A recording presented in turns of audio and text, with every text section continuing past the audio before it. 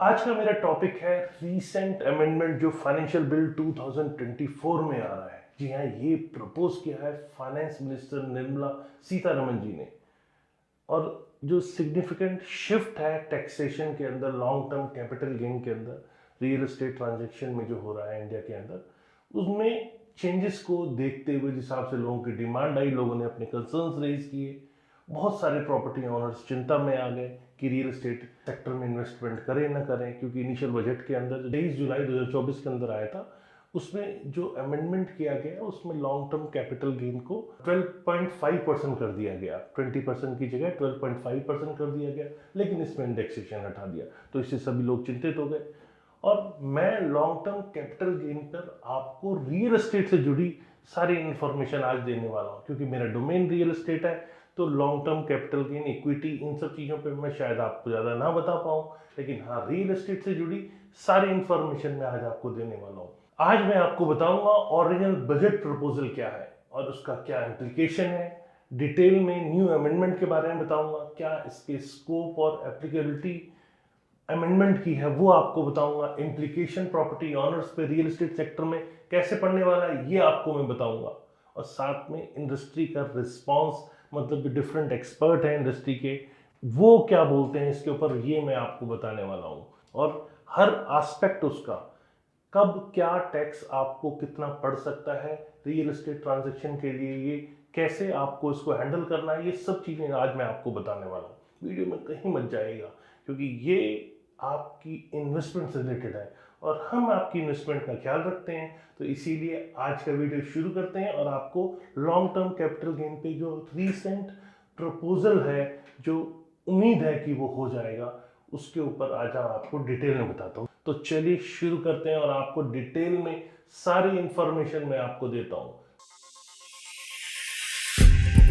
नमस्कार, मैं हूं प्रदीप मिश्रा। प्रॉपर्टी मिश्रा शो में आपका स्वागत है। यहाँ हम आपको प्रॉपर्टी और प्रॉपर्टी मार्केट की हकीकत बताते हैं, नो बकवास, डायरेक्ट काम की बात। चलिए शुरू करते हैं।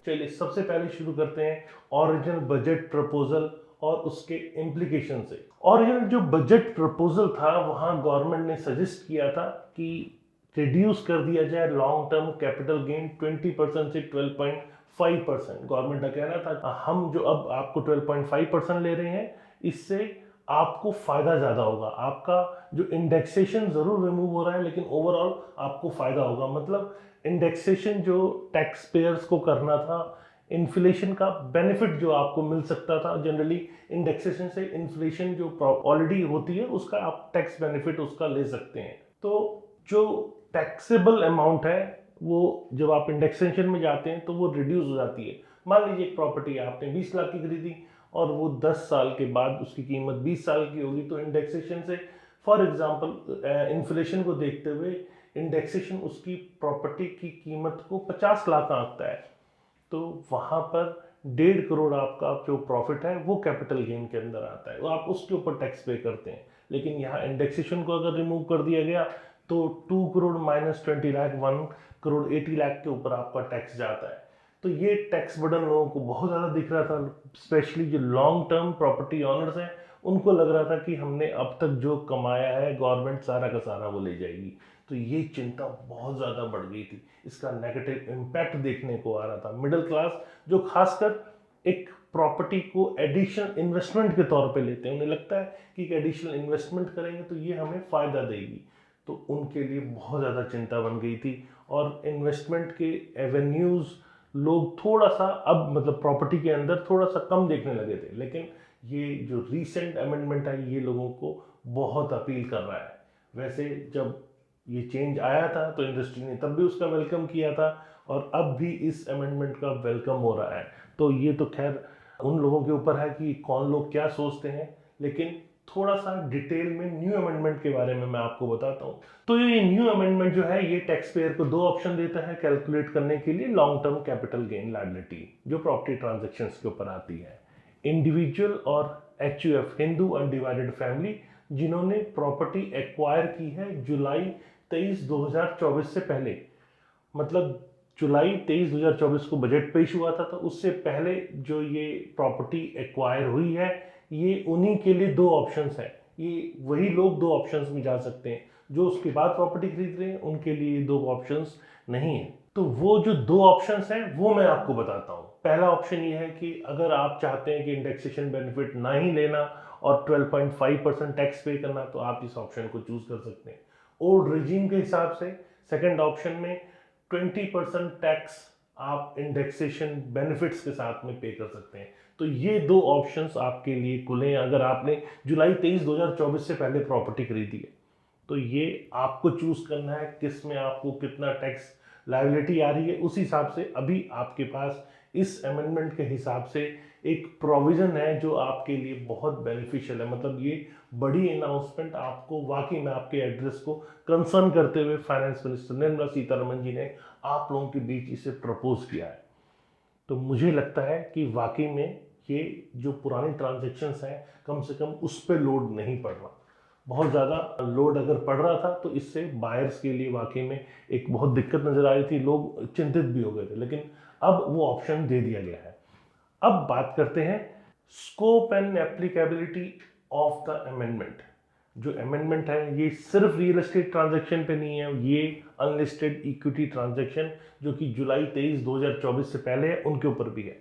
ऐसी ट्रांजैक्शन जो long term capital gain rate है इस पे 10% इंस्टेड ऑफ इंक्रीजिंग 12.5%, मतलब 10% इसके ऊपर होगा इनिशियली जो प्रपोज था बजट के अंदर। मतलब ये सिर्फ और सिर्फ रेजिडेंट इंडिविजुअल जो हैं या एचयूएफ हैं उन पे ही एप्लीकेबल होगा। Non resident individual companies, partnership firm, limited liability partnership मतलब एलएलपी, इन सब पे ये एलिजिबल नहीं होगा जिन्होंने प्रॉपर्टी जुलाई 23 2024 से पहले एक्वायर की है। अब समझते हैं इम्प्लीकेशन क्या है प्रॉपर्टी ऑनर्स पे रियल एस्टेट सेक्टर में। जो ये अमेंडमेंट है उसने बहुत सारे पॉजिटिव इम्प्लीकेशंस दिख रहे हैं रियल एस्टेट सेक्टर पे। वो लोग जिन्होंने जो एक्चुअल में इंडिविजुअल प्रॉपर्टी ऑनर्स हैं, इससे एक रिलीफ दिख रहा है लॉन्ग टर्म प्रॉपर्टी ऑनर्स के ऊपर जिन पे हायर टैक्स बर्डन दिख रहा था, क्योंकि लोगों को लग रहा था कि अगर हमने पुरानी पुश्तैनी ज़मीन बेच दी तो हमें बहुत ज़्यादा उसके ऊपर टैक्स पे करना पड़ेगा। तो ये उनको एक राहत दिख रही है और उनके पास दोनों ऑप्शंस हैं। मतलब अगर आप 12.5% में जाना चाहते हैं तो भी है, और अगर आप 20% में जाना चाहते हैं विद इंडेक्सेशन बेनिफिट, तो दोनों इसके अंदर ऑप्शन है जो मैं कहूँगा कि गवर्नमेंट ने फेयर किया है। तो ये अमेंडमेंट इन्वेस्टर्स के बीच में रियल एस्टेट सेक्टर में कॉन्फिडेंस लेके आता है और इससे गवर्नमेंट भी चाहती है कि यहाँ रियल एस्टेट सेक्टर में सेल्स एनहांस हो, और रियल एस्टेट सेक्टर में जब जब सेल्स एनहांस होती है ओवरऑल पूरी इकोनॉमी को इम्पैक्ट करती है, पॉजिटिव साइड में इम्पैक्ट करती है। क्या कहते हैं इंडस्ट्री के बाकी लोग? इंडस्ट्री के बाकी लोग जैसे मैंने बताया पहले भी वेलकम कर रहे थे और अब भी वेलकम कर रहे हैं कि रियल एस्टेट मार्केट के लिए दोनों तरह से पॉजिटिव है।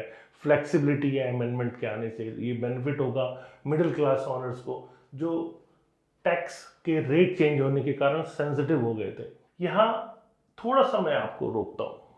अब रोक के समझाने वाली बात यह है कि वो लोग जिन्होंने पिछले 3-4 साल में प्रॉपर्टी की बेइंतहा कीमतें बढ़ती हुई देखी, अच्छा खासा एप्रिसिएशन बुक किया, उनके लिए ये फायदे का सौदा था। लेकिन वो लोग जिन्होंने आज से 8-10 साल पहले लिया था, जिनमें बहुत सारा टाइम, मतलब कोविड से पहले मैं बात करूं तो रियल एस्टेट मार्केट 2014 से रुकी हुई थी, तो वहाँ पर लोगों को प्रॉपर्टी के ऊपर बहुत अच्छा रिटर्न नहीं मिल रहा था।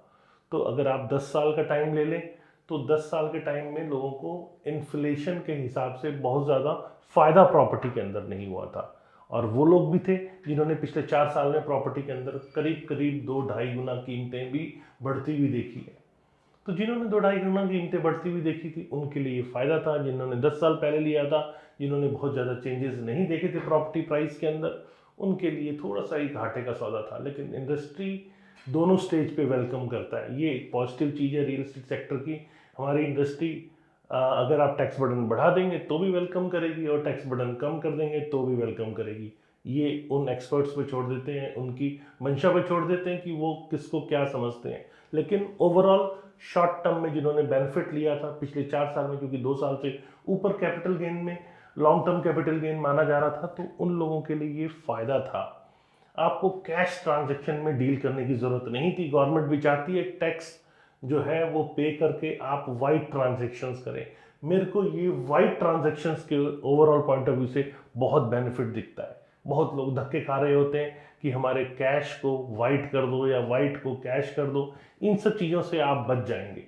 आप one time one shot 12.5% tax देके आप अपनी ब्लैक मनी को भी एक तरह से, जो मतलब प्रीमियम और जनरली लोग ब्लैक लेते हैं और टैक्स को बचाने की कोशिश करते हैं, गवर्नमेंट की कोशिश है उस पर हथौड़ा मारने की, आप वो ब्लैक मनी ना जनरेट कर पाए। और इकोनॉमी के अंदर जब वाइट मनी आती है तो इकोनॉमी भी ग्रो करती है, इकोनॉमी के नंबर्स भी पॉजिटिव साउंड करते हैं।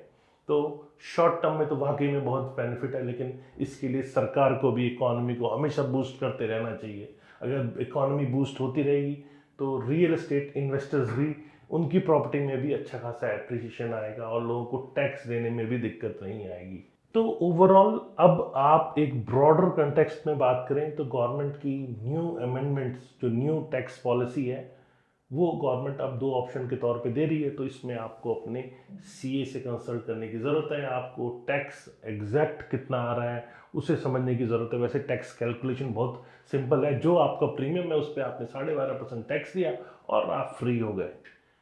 आपको कैश को रखना, घुमाना, ये सब की सरदर्दी खत्म हो जाएगी। लोग ट्रांजैक्शन के लिए घूमते हैं और वो आप वन टाइम प्रीमियम को वाइट में लेकर, क्योंकि बायर भी अब ज़्यादा मार्केट में वाइट के हैं, तो वाइट के बायर्स भी मार्केट में इजीली प्रॉपर्टी बाय कर पाएंगे, उन्हें होम लोन मिल पाएगा। ऐसे सब प्रोविजंस अब इजी हो जाएंगे अगर आप न्यू रिजीम में जाते हैं। मतलब अगर आप वन टाइम 12.5% टैक्स में जाते हैं तो मुझे लगता है कि ये ओवरऑल इस इंडस्ट्री के लिए वेलकम स्टेप होना चाहिए, क्योंकि कैपिटल गेन का ये वन टाइम फिक्स तरीका कैश ट्रांजैक्शंस को बहुत हद तक रिमूव कर सकता है, और वही गवर्नमेंट की मंशा इसमें देख रही है। इसमें मुझे कोई नेगेटिव इम्पैक्ट टेक्निकली नहीं दिख रहा, लेकिन लोगों ने रिक्वेस्ट किया तो फाइनेंस बिल में ये जो पार्लियामेंट्री प्रोसेस है इसके थ्रू गुजरता है, तो वहाँ पे कुछ चेंजेस के लिए इसमें प्रपोज किया गया है, और ये प्रपोज अब होता हुआ भी दिख रहा है, जिससे लॉन्ग टर्म कैपिटल गेन में आप लोगों को दोनों ऑप्शंस मिल जाएंगे। तो आपकी प्रॉपर्टी पर कितना गेन आया है ये मुझे आप कमेंट सेक्शन में बताइए, क्योंकि ऐसे बहुत सारे लोग हैं जो टीयर 2 टीयर 3 सिटीज़ में हैं, वहाँ पर बहुत ज़्यादा प्रॉपर्टी के अंदर एप्रिसिएशन नहीं आई।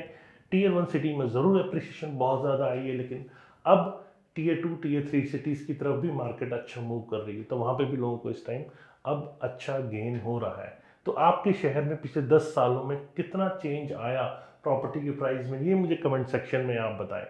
और अगर बहुत ज़्यादा चेंज नहीं आया और आप क्या सोचते हैं कि आपको न्यू टैक्स कैपिटल गेन का, लॉन्ग टर्म कैपिटल गेन का बेनिफिशियल है, या ओल्ड पैटर्न जो है विद इंडेक्सेशन वाला वो आपके लिए बेनिफिशियल है, ये मुझे कमेंट सेक्शन में बताइए। मैं आपके कमेंट्स को भी एनालाइज करूंगा और समझने की कोशिश करूंगा कि आखिर किस तरह से क्या मूवमेंट हो रही है, आप लोग क्या सोच रहे हैं। मुझे भी इससे हेल्प मिलती है आप लोगों को बेटर अंडरस्टैंडिंग कराने में, क्योंकि आप लोगों के व्यूज़ मेरे लिए बहुत मैटर रखते हैं। तो मुझे ये कमेंट सेक्शन में आप ज़रूर बताइए। ओवरऑल ये प्रपोजल अब आ रहा है, तो इससे जो पुरानी ट्रांजेक्शन्स हैं, पुराने जो बायर्स हैं जिन्होंने पुरानी प्रॉपर्टी खरीदी है, उनको भी बहुत ज़्यादा चिंता करने की ज़रूरत नहीं है। उम्मीद है आपको वीडियो पसंद आया होगा। अगर वीडियो पसंद आया तो लाइक कमेंट शेयर करना ना भूलें। फ्यूचर में और रेगुलर ऐसे इंफॉर्मेटिव वीडियोस देखने के लिए मुझे सब्सक्राइब करें। नमस्कार एंड जय हिंद।